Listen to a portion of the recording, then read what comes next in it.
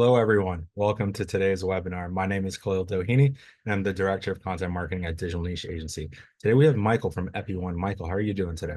I'm doing great, Khalil. It's awesome. And thank you, everyone who is attending the webinar. It looks like we're already getting a packed group, so that's great to see. And Michael, before we get into things, do you want to just go into background of yourself, a little bit of your history, and really what we can expect from the webinar today? Absolutely, Khalil. But let me just start with one quick comment. I know right at the beginning, I would like to acknowledge that today is the first day of Rosh Hashanah, and to all of our Jewish friends around the world who may watch a recording of this, we wish you a happy New Year, Shana Tova. We pray for the peace and safety of Israel and the Jewish people. Now to myself, Khalil. I'm a scientist at heart. Grew up in Germany.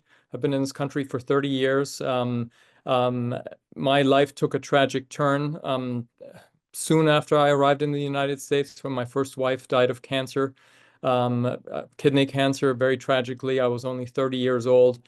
I pretty much devoted my professional and volunteer sort of life after that to the American Cancer Society and to helping people with cancer in all kinds of ways. I ran a company called MediGuide for almost 10 years that I co-founded, and now I am really devoted to helping people detect cancer early, since that's really about the only thing you want to hear after you get a cancer diagnosis is that we caught it early. But my background is really in the sciences and in the in biotech. And so I'm looking forward to sharing more about the company and sharing more about what we have done differently. Awesome. And this webinar is really for the audience members, someone who doesn't really know too much about Epi1. Maybe it's an investor, maybe it's someone who's thinking about investing, but we are going to go through a presentation here, and we're going to have some room at the end for some Q&A. So if at any time there is a question, please drop it in the Q&A chat box. We're going to make sure we have some room at the end for questions. Michael, with that being said, I'm going to hand it back to you. And if you want to go ahead and share your screen, and we could start the presentation. Thank you, Khalil. And I'm very excited that we have, I think as of this morning, we had almost 200 people that registered for this event. And so I'm really happy to have such a packed group. And I know some of you will be eager to get the recording afterwards to share as well. So let's get right into this. This won't take very long because I really want to reserve a lot of the time for questions at the end. So we caught it really early, as I just said in the introduction. Those are critical words that every new cancer patient wants to hear. And why is that? There are more than 200 diseases that we call cancer. Obviously everybody's familiar with breast cancer, colon cancer, prostate cancer. There are cancers that are a little more uncommon, like pancreatic cancer and glioblastoma, which is a type of brain tumor. What almost all of them have in common is that if you catch them early, they're treatable and often curable. And so that's why so many people, when they have a cancer diagnosis, either in their family or among their friends or work colleagues, sort of when somebody drops that bombshell in your lap, one of the first things that you want to find out is that, well, did we catch it early enough? And so at Epi1, we have developed a really groundbreaking new PCR-based testing platform that makes cancer detection much more accurate, much faster, and far less expensive. And I'll go much more into the details of this. Just at a high level, the company is a little more than 5 years old. I became the CEO a little less than a year and a half ago. And at this point, we've raised about $4.5 million at a valuation now of 46 million. So even though we're early stage, we're not in the back of a garage. We've had a real lab that we've been operating out of at the Downstate incubator in Brooklyn, New York. That's where we're located, and it's been a really exciting time to launch such a what to us is a really momentous effort in early cancer detection.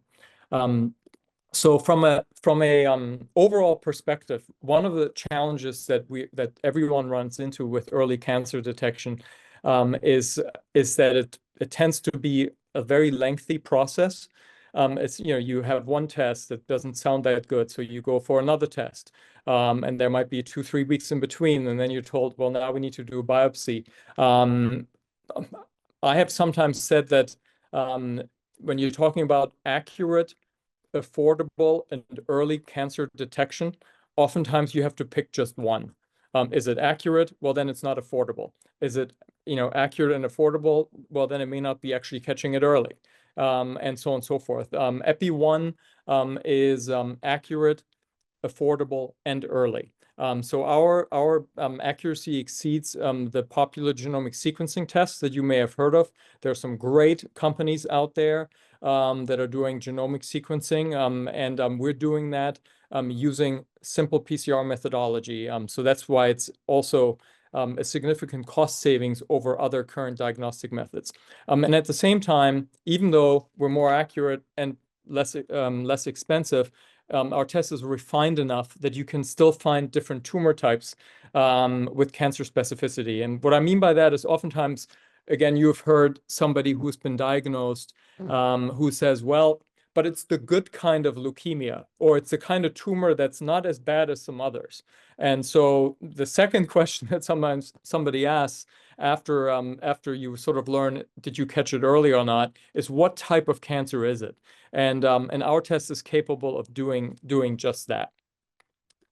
A little bit about sort of the problem at large, and sometimes people are surprised when they hear me say this, but cancer is the leading cause of mortality globally, and it counts for 1/6 of all deaths each year, and which seems stunning. And yet, the conventional testing methods, and that's everything from mammography to other lab tests like people testing for PSA, biopsies, some of the more novel genomic testing tends to be imprecise, it tends to be cumbersome, it tends to be expensive, and it has sort of a narrow focus. So while you're looking for one cancer, you may not find another, and so on. So those are some of the challenges. It's a huge problem, and in some ways, from a business perspective, also means it's a huge market, which we'll get to in a moment.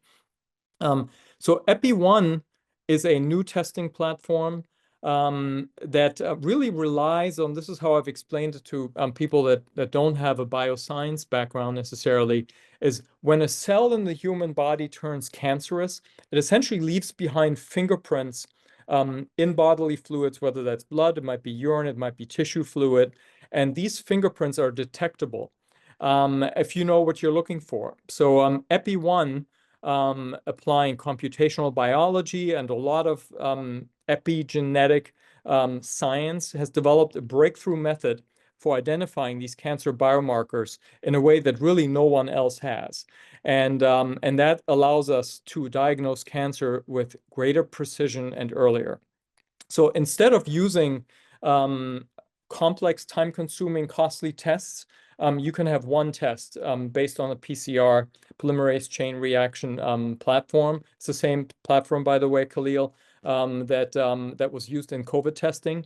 And that means that this is not something that you have to potentially travel to some top-notch cancer center that has computational power and massive labs to be able to do those kinds of tests.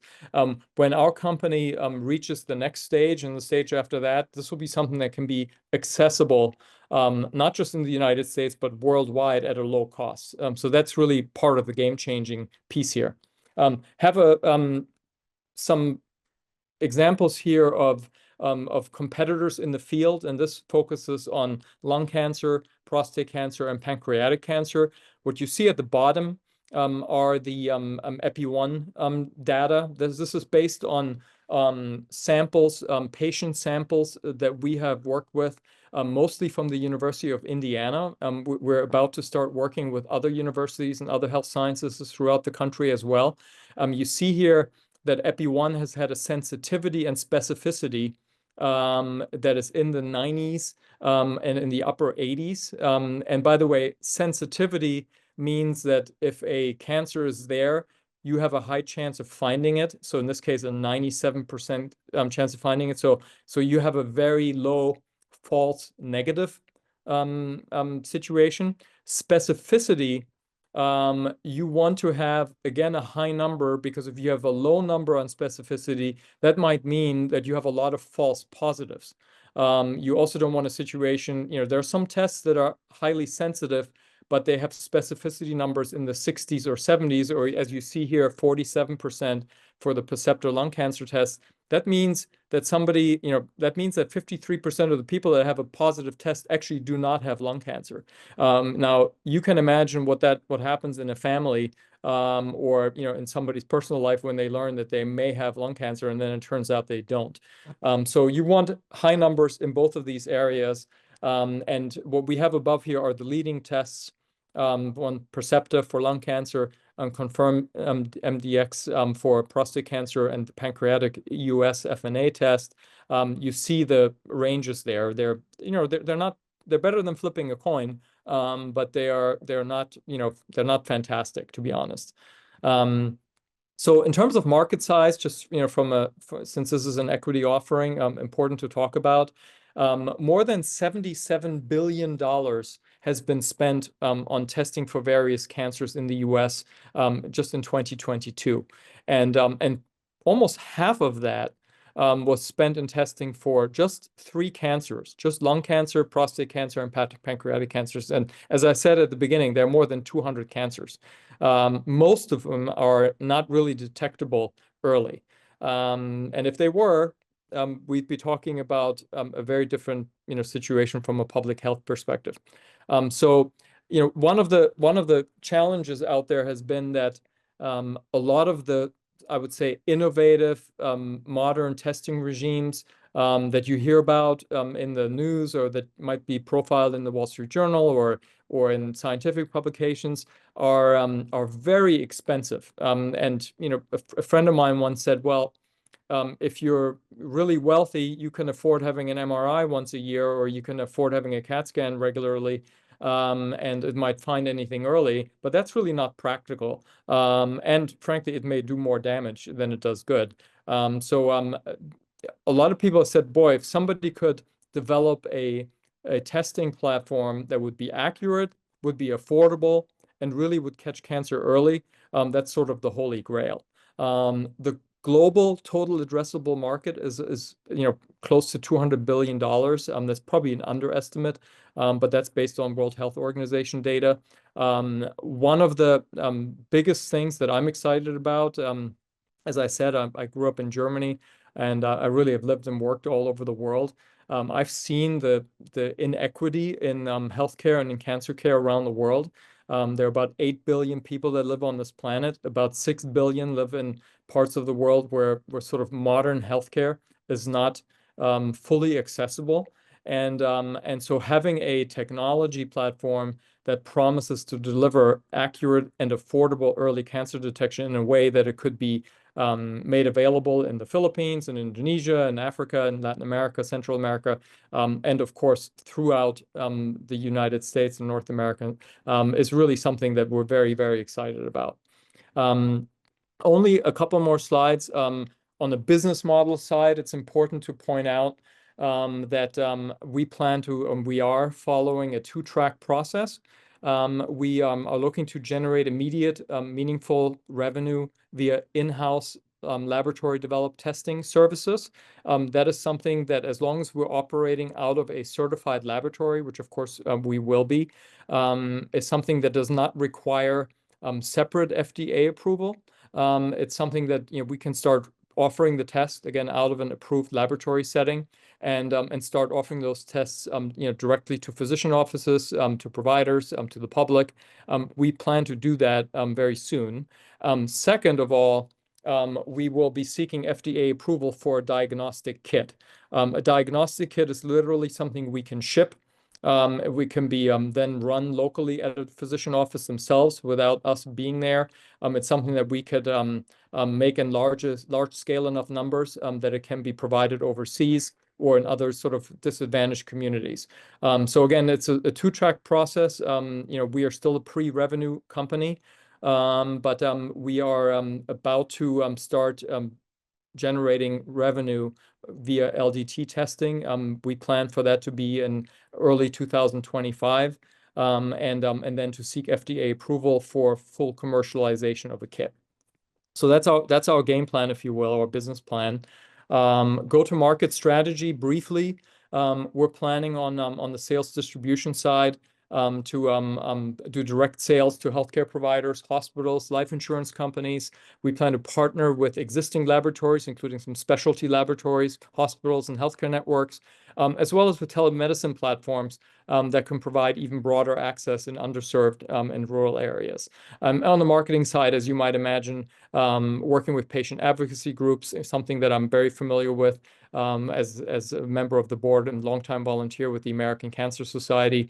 Education-based marketing, engaging healthcare providers, as well as we believe that the PR, the public relations sort of angle will be well received by the media once our platform becomes more well known.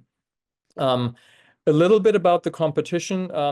There are really two types. You have the conventional testing methods, which are existing lab tests. Everybody has heard of the PSA test for prostate cancer, imaging, biopsies. A lot of false negatives, false positives.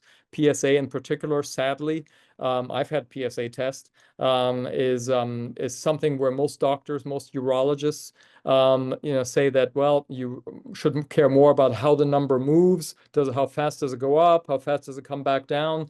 It is not a great proxy for prostate cancer, sadly.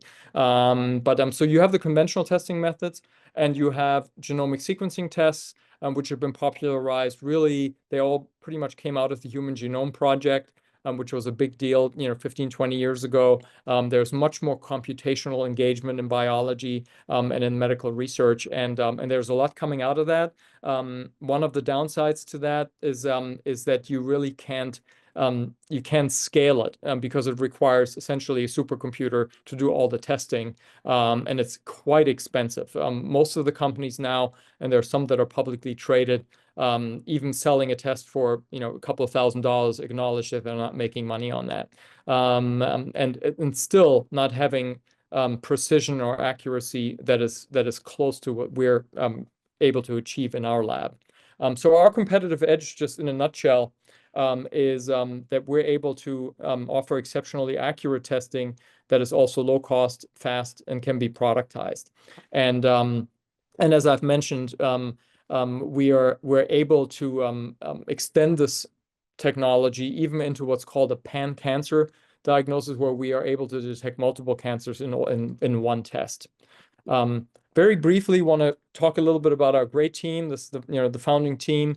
We've already talked about myself a little bit. I want to highlight Dr. Sophia Fong, who is the co-founder, president, and chief scientific officer. I should say, by the way, that the three people on the left, myself, Dr. Fong, and Dr. Yang, were all immigrants to the United States. And we've all been here for more than 2 or 3 decades, but we're all proud to be first-generation immigrants. And Dr. Fong really has an amazing background in computational biology and medicine, and Dr. Yang has an amazing background, including in immunotherapy, which has given her a lot of insights into the clinical validation of our biomarkers. And then, of course, our dear friend Daniel Etra, who is a fantastic and really incredibly successful serial entrepreneur based in New York City, who's had decades, in the world of building companies and making them grow. So that's our founding team, and we also have of course, technician in the lab, and we're planning on expanding our lab further. But that's where we're at right now. So I'm looking forward to hearing some questions, Khalil. I'll take this down, and let's go from here. Yeah. Again, first of all, Michael, thank you for going through that presentation. And just want to remind everyone, if you do have a question, please leave it in the chat box. There are some questions we have to refrain from answering. That is due to SEC guidelines. So anything that is forward-looking, anything that's talking about financial projections, we have to stay away from talking about that. But if you do have a question, please visit the raise page. All that information is there, or reach out to Michael directly, and he will direct you to where to find the answers to that question. Yeah, it's very, I'm glad you pointed that out, Khalil. I meant to say that at the top as well. It's, the whole idea here is that this is almost sort of like I would say a miniature public offering in a sense, and we can provide information just to those people that happen to join the webinar that is not available to everyone else. So if there are questions or things that are asked that we can answer, then obviously we won't. But in general, what I prefer to do is somebody asks a question, then we will share the answer with everyone. Mhm. Exactly. So I'm seeing a question here. It says, can you discuss the potential applications beyond cancer detection? Absolutely. So cancer detection is one thing, and I know I'm speaking to most of you are not oncologists or hematologists or physicians. Detection is sort of is one piece to this. Our technology actually goes a lot further, including prognosis, including being able to sort of have a probability as to future disease even before it is detected, as well as a probability of what drugs a particular cancer might be responsive to. And so there are applications that go beyond just sort of detecting it and then saying, okay, now you're on your own. The epigenetic platform that Epi-1 is based on allows for prognosis, for detection, and for actually companion therapy decisions. It's really a full suite of services that can help the physician with the further treatment, of a patient. So it goes beyond that. We are largely cancer focused. I would say at this point we're really 99% cancer focused with this suite of work that we've been focused on. But the epigenetic biomarker technology platform that Epi-1 has developed will go beyond cancer. At this point in our fundraising stage and where we are in developing the company, we're fully focused on cancer, but there will be applications beyond it in the future as well. And then can you describe the difference comparing Gallery versus this technology? Sure.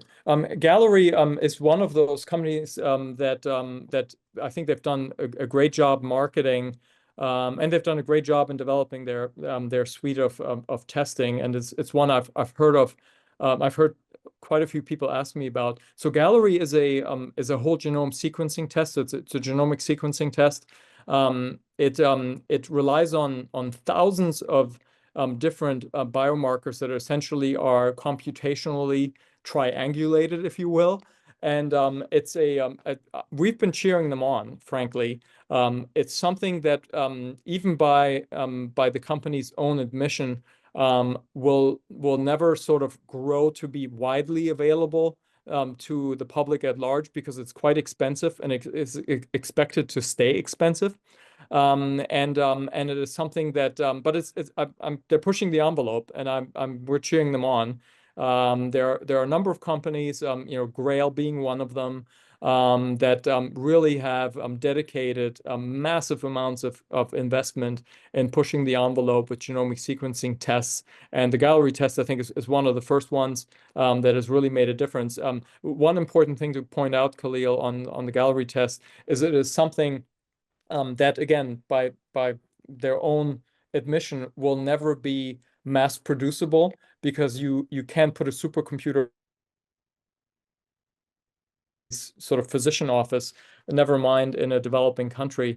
It's something that will always stay in LDT as a laboratory developed test. And as such, they don't have FDA approval any more than we do now because they're laboratory developed tests working out of a certified lab. And when will this be available to the public?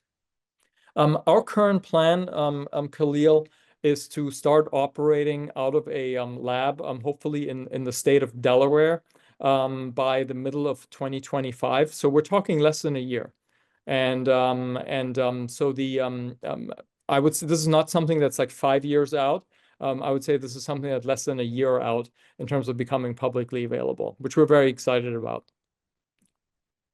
And then see a question here is, has the outreach to other medical providers and systems begun? And if so, what type of response have you received? Great question too.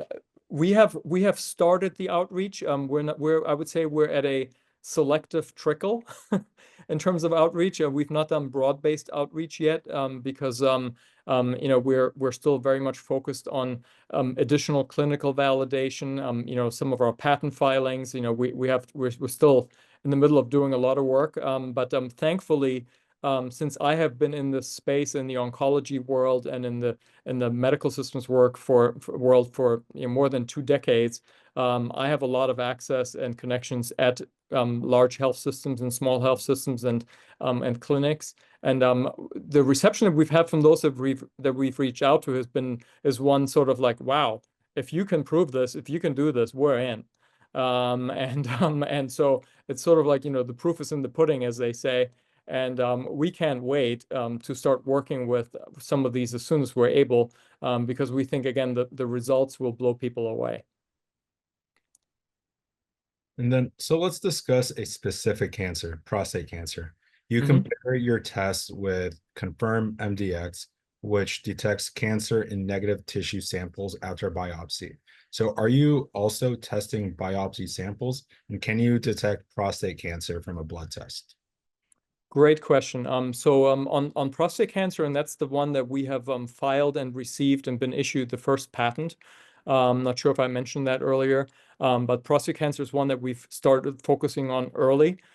We have done the majority of our work based on tissue samples, but we also have done work on it on blood samples. Now, something that's important, and this goes a little bit into the biology here.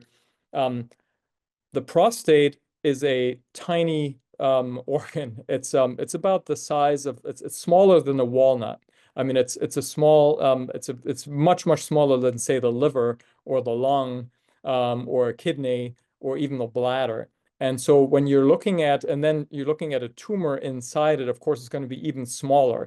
And so what we're relying on with our tests is to be able to find that fingerprint that I mentioned at the beginning, of a cell turning cancerous as part of a tissue sample or blood sample.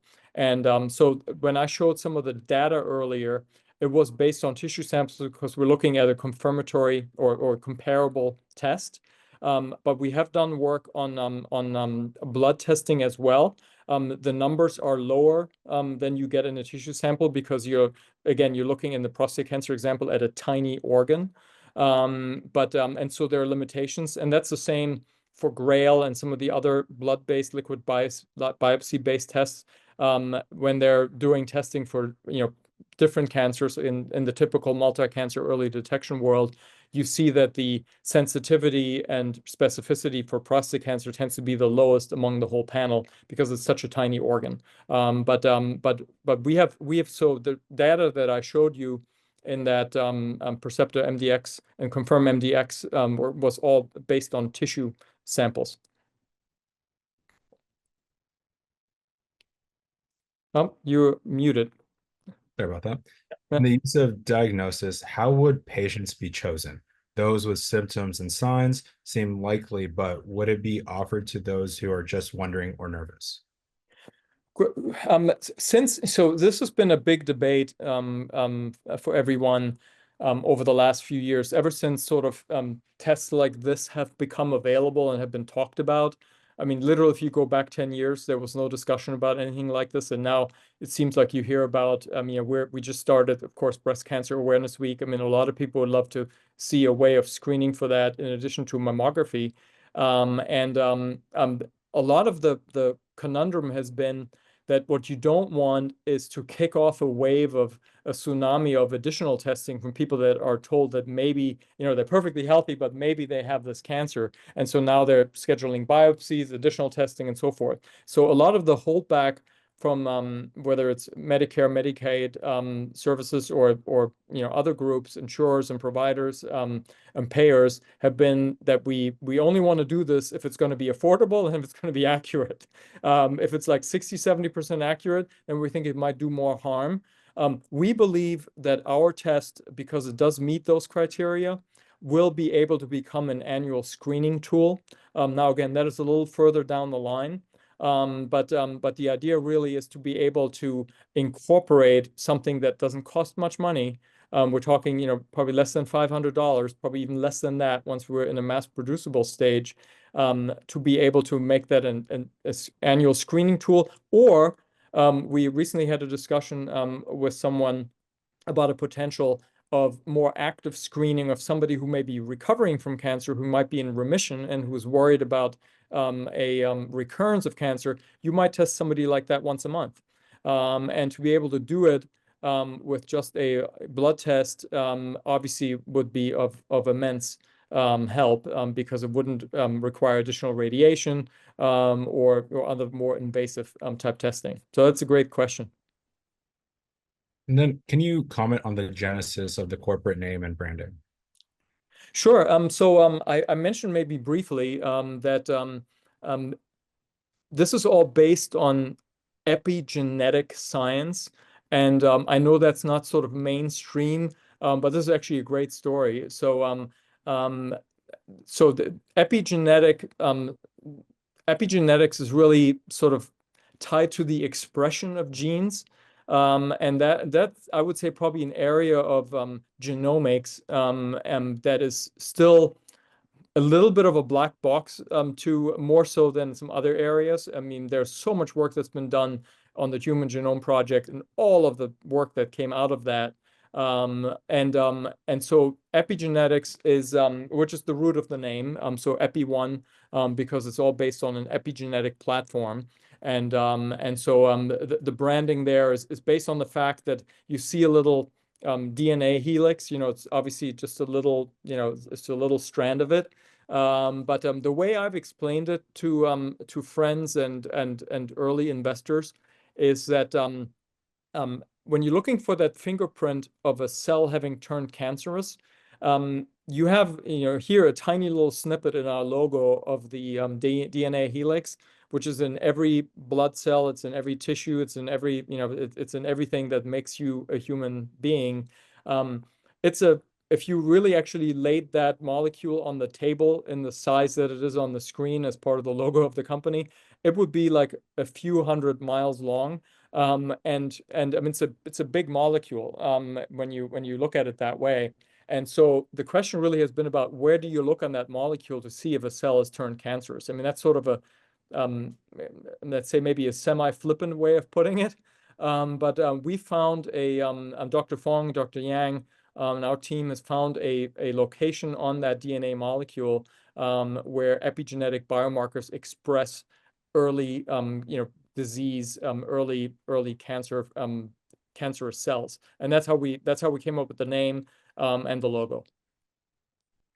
What about the science? Who developed the science behind the product? Dr. Fong, Sophia Fong, is really I would say, the brains behind this. And she is the one that, she herself is actually a great story. She is a computational biologist, also with a medical degree. And I don't want to skip over that phrase for a second. Computational biologist is something that is a relatively new field as far as medicine and science goes. A lot of science and medicine has not really relied on computational anything. I myself have been in biochemistry labs and in medical labs. Obviously, we use computers, but they really haven't been used for that long in terms of actually finding, for example, enzyme sites on a molecule that might predict disease or might predict, susceptibility to a particular type of medicine. That is something that now everybody's working on, but they weren't working on it even 20, 25 years ago. And so Dr. Fong developed some early theories after her postdoc work. She's also happens to be married to an incredible biologist who also has a PhD in cell biology, works at a great institution at one of the top universities in the country. And they were talking, after work, and she developed some theories that were strong enough that she wanted to develop them on her own. And at the time, as she was starting to think about these things, she was working in one of the top medical centers in New York City at Memorial Sloan Kettering. She quit her job, asked one of her colleagues to do the same, and they started the company.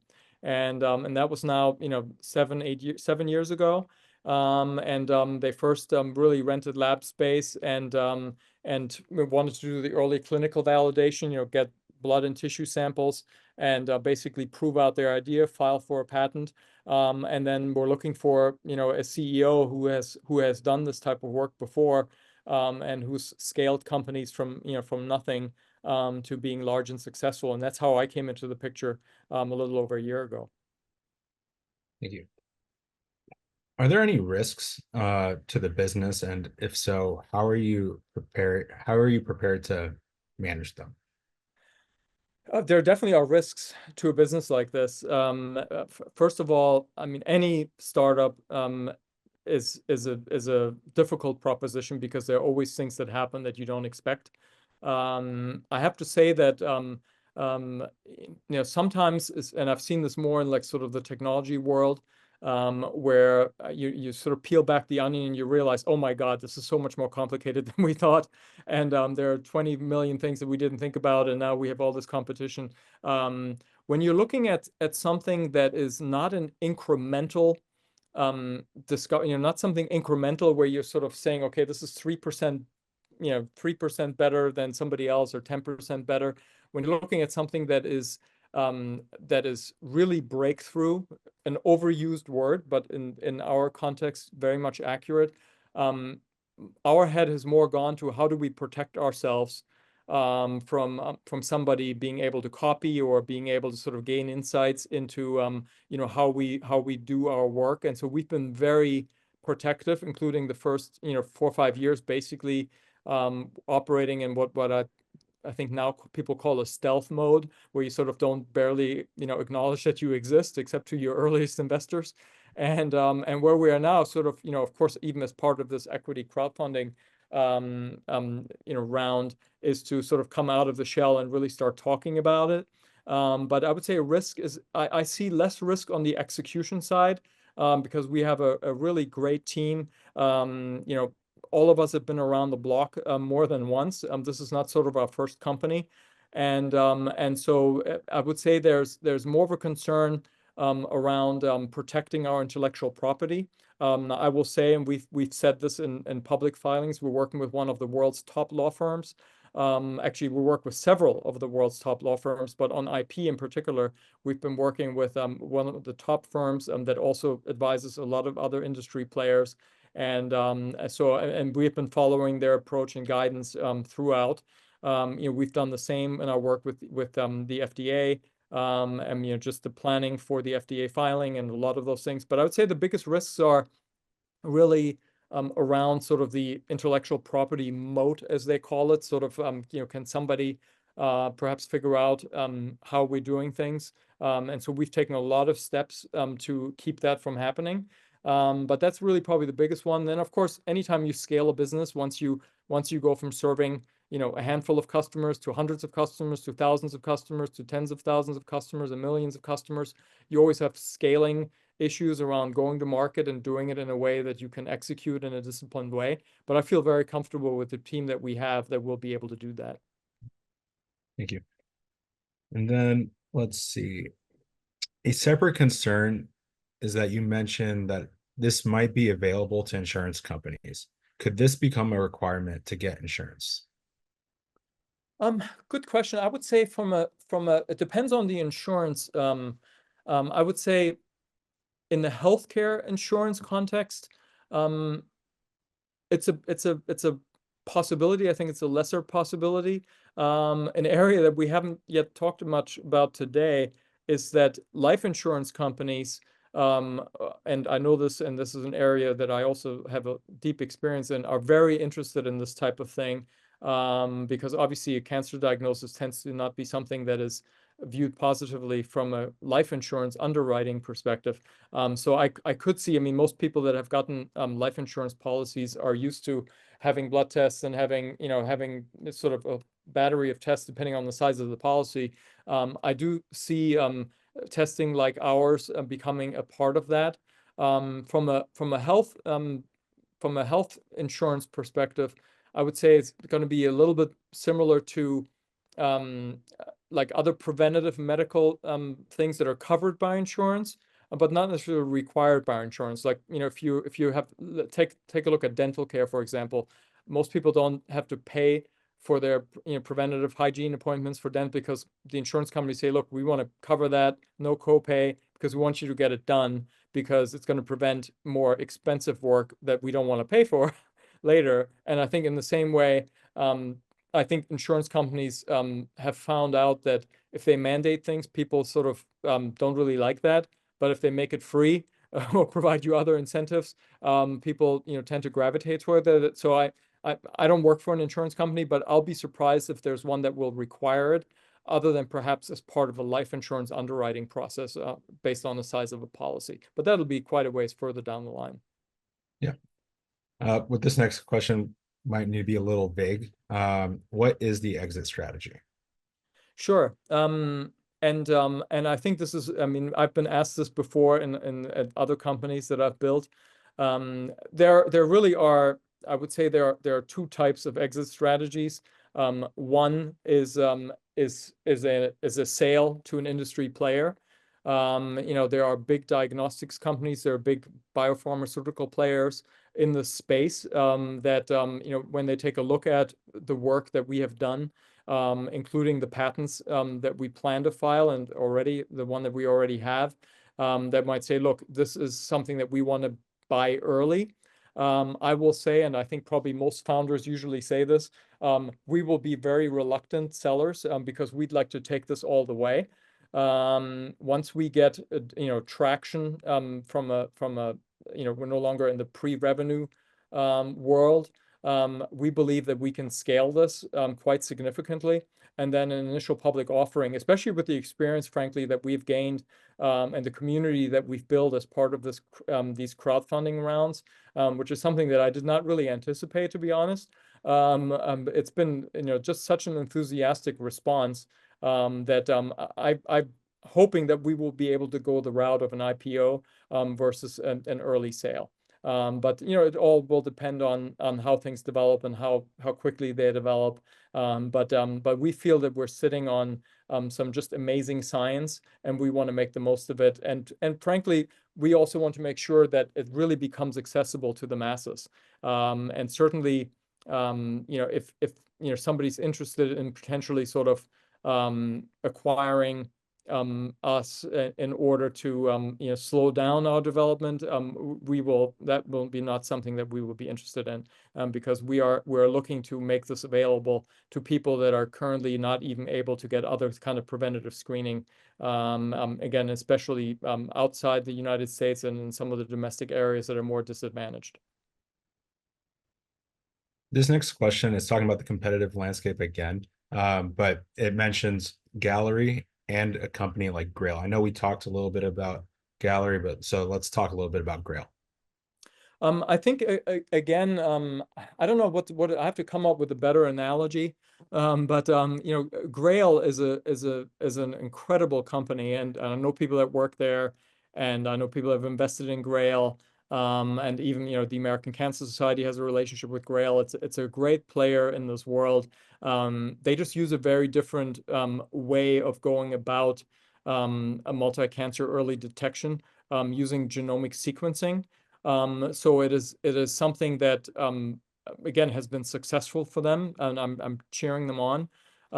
It is not something that will scale, again, by their own admission. You can look at their public filings, because it will rely on a supercomputer type setup in a laboratory developed testing environment. So it's not something that will come to your neighborhood pharmacy or neighborhood lab or neighborhood clinic anytime soon. I mean, we're talking probably never. And it's also something that probably will not become available in sort of the rest of the world anytime soon. But it is a very worthwhile effort, to say the least. It just uses a very different scientific approach that came out of the Human Genome Project, and I think it's a great company. They're just they're taking a different approach. We're looking on a part of the molecule that using our platform that they're not able to I mean, that is a very different approach. They're not able to look at that using their genomic testing platform because we're using epigenetic regions versus typical genomic sections of the DNA double helix. And then how would one go about making an investment in Epi1? Also, is there an open period for an investment? Thank you. So the easiest way, and at this point, frankly, the only way to make an investment in Epi1 is using the um, equity crowdfunding platform that we chose several months ago. It's called Start Engine, which is startengine.com. And I think Khalil, you'll probably drop a link You can do that right uh, now. Yep. to this. And it's actually a crowdfunding platform that was started by two YPOers. I don't know if there are any YPOers listening live. I know there's quite a few that registered. The Young Presidents Organization that I've been a member of for I think close to 2 decades. And it's really a way of doing startup financing and startup funding that came out of the Obama administration's Jobs Act. And this is something that's only been in place for less than 10 years. And so the minimum investment is under $500 in terms of the investments that you can make. But everything is explained on the platform, and it's very easy. I've joked with people that if you've booked a hotel room on a website before, this may take a minute or two more than that, but it's not something where you're going to sit for 10 minutes filling out a form. There are a few questions that are required by the SEC, including obviously who you are, and they want to make sure that you have the ability to invest. But that's all explained in the process, and it actually is also something that is global. I know there are quite a few people that are watching this that are not in the United States.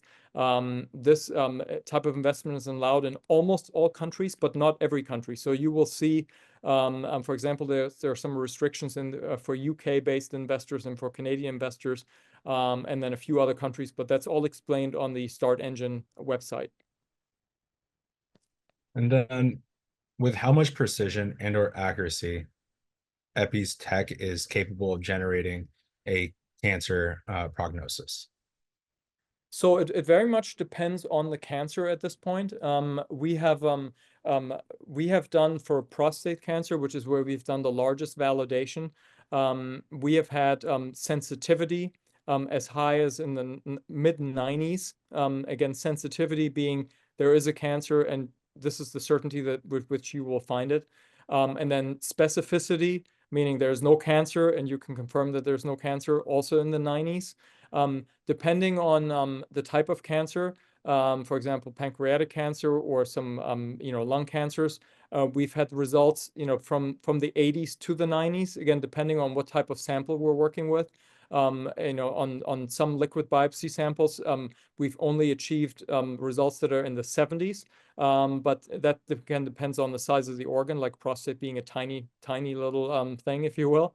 And but that's really the I mean, you're looking at when we become commercially available, the type of testing that we plan to offer will be in the 90 percentile.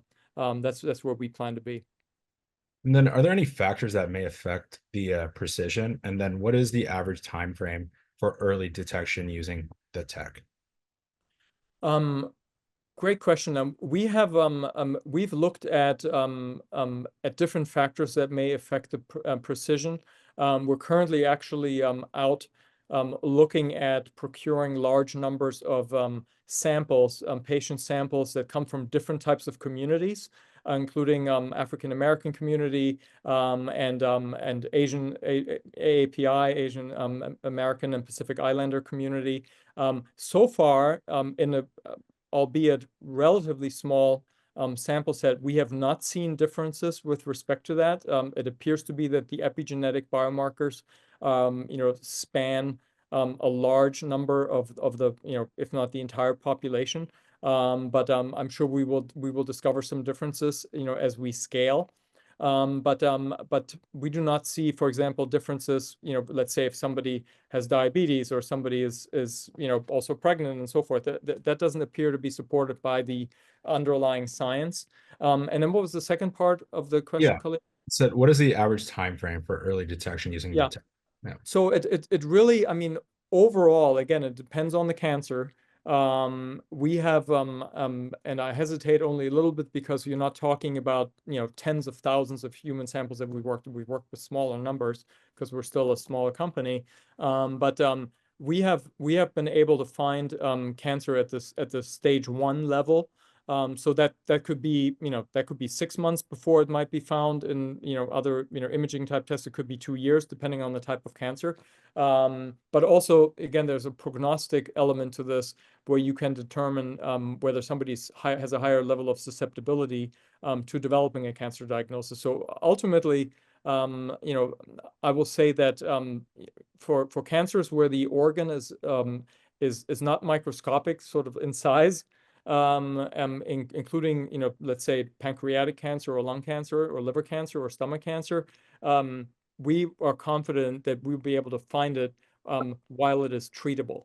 And that could be, in some cases, you know, 6 months before otherwise a diagnosis might have been made, or maybe 5 years before otherwise a diagnosis might have been made. Oftentimes, pancreatic cancer, because it's an organ that doesn't really have pain receptors nearby, it's found way too late. It's usually found at stage 3 or stage 4, at which point it's largely incurable.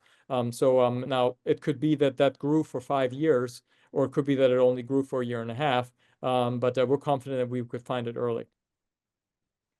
And then can you talk a little bit about your board of directors, their skill sets and experiences? Can you tell us about them, so to avoid a Theranos-like outcome? Absolutely. As many of you listening know, I've been a devotee, if you will, to corporate governance, and I've been a big believer in having proper corporate governance and proper board oversight. And we really have I shouldn't be talking about Theranos too much. It's a terrible example of what can go wrong when you have a setup that is really, sort of a board of directors that really were sort of stars, but that had no people that are, from the world of politics or other industries, but had no experience with the pharmaceutical industry, or no experience with sort of medicine. We have at this point a small board. We have Daniel Etra, as I mentioned at the beginning when we went through the presentation, MBA from Harvard Business School, Yale University undergrad, serial entrepreneur, been very successful with companies, up to $1 billion exit, who has served on many boards. We have Dr. Fong, who is the co-founder of the company, who is an MD and a PhD. Obviously computational biologist, a lot of experience in medicine and science. And we have myself on the board. Obviously, I have a master's degree in biochemistry and I've served on 9 different boards over the last 20 years. And so we have taken corporate governance very seriously. We will expand this board, of course, as we go along, as we grow the company, with experts that will complement our growth strategy, and that can hold management and leadership accountable. We're 100% committed to strong corporate governance at EpiOne, and to not having, I would say, having some of the startup issues that some companies have had, in part because they sort of hand selected people that wouldn't necessarily ask really tough questions. We want people that ask tough questions on our board. And then have you tried to project what impact this type of testing slash early detection would have on the mortality rates you mentioned at the beginning of your presentation, and by extensions, savings to the health care sector? Oh goodness. I mean, yes, we have, and I mean, I really do believe, without being too dramatic about it, that um, every quarter roughly, and I've seen this especially as part of my service on the American Cancer Society board. Out of the 200 plus cancers out there, almost every quarter we move one into the category of treatable, and not necessarily a terminal diagnosis. And I think that the earlier we can move people to being diagnosed, there will come a time, Khalil, when having a cancer diagnosis is just not nearly as scary as it is today. It might be like you're finding out, maybe not quite like diabetes, but you sort of say, okay, you're going to have to take this pill for the rest of your life, or you're going to have to watch your blood sugar and you have to do these things. But I think that cancer is going to become far less scary. And I'm not just talking about the work that EpiOne is doing. Again, there are many other players in the industry, and we've talked about some of them earlier, that are doing, I mean, heavy lifting in this space. And again, we're cheering them all on. I do believe we are moving into a direction where um, where testing like this is becoming available. Cancer will be caught early, and that will have a fairly drastic impact on the cost of care and the public health burden that cancer represents. Because it's obvious when somebody has a baseball-sized tumor, in their lung or in their liver, the healthcare that they're going to get, could be in the millions of dollars, to only extend their life by 6 months, which of course that family and that person will be enormously grateful for. But it is something that presents a very tough burden on the healthcare system and on society at large. Thank you. I know we only have a couple minutes here, so we'll just go through these real quick. What type of cases do you anticipate will be candidates for the initial revenue generating LDT tests? Um, Early, we're going to start with the with prostate cancer, where we have our patent, our first patent. We're as we have publicly disclosed, we're planning on filing for additional patents, but we're going to first protect intellectually our IP in that area, and then launch additional tests once we have that protected in other areas. But we'll just to answer briefly, we'll start with prostate cancer. And then this question is saying, how did the team evaluate options to name the company Epi1 with a URL epi-1.com when there is another epi1.com? Honestly, when we first got started, we thought that we really liked the name of playing on epigenetics, and we sort of thought, look, as we grow, I would say the URL. While I'm a big believer in obviously having a URL that everybody can follow, there will be lots of other ways of interacting with customers, and so far we've had no issues with the epi-1 domain. But as we grow, we may take a look at additional branding opportunities, because certainly we want to make sure that people can find us and that people can interact with us and engage with us in the best way possible. That's a great question. And can I buy your equity from Croatia? Will you develop tests for melanoma? Um, On Croatia, I believe the answer is yes, but you can see that on the startengine.com website as you go through the profile. I believe Croatia is one of the options. I'm 99% sure on that. And we do plan to develop one for melanoma, but there are other, one of the criteria we've used in our sort of product roadmap is whether there's other reliable testing available for a particular cancer. Melanoma does have a fair number of existing tests they're not spectacular, but they're quite good. But we do plan to develop on melanoma, but it's not in our first 8. And the last question I see here is it still possible to add more patients to EPI's trial phase? If yes, what would be the ideal ballpark goal? Um, Well, we're not in a clinical trial, so just to clarify that, because we're not a therapeutic, and where we're running clinical trials, we're running validation of clinical validation, really in order to be able to offer an LDT, a laboratory developed test, and to file additional patents. And but anyone can, if you want to get in touch with us about being part of that clinical validation, we're certainly happy to talk to you. So just drop me an email. Thank you. Michael, that's all the questions that I have for you. Do you want to go into closing remarks, and is there anything you want to leave the audience with? No, this has been great. First of all, this is the first time we have done this, and I'm so excited about the turnout that we had. I know it's a busy time for everyone. I want to briefly say that we're raising capital from the crowd to build a broad base of investors. We have almost 300 investors at this point, and we're building really real public excitement. This is a groundbreaking new company that we believe will change the lives of millions of people every year, and we want everyone to be a part of EpiOne. So I really hope you consider becoming an investor in EpiOne if you're not already part of our investment team or part of our group. and help us transform cancer diagnosis around the world to save lives. Thank you so much for listening and for joining. Thank you, everyone. Hope everyone has a good rest of their day. Bye-bye. Thank you.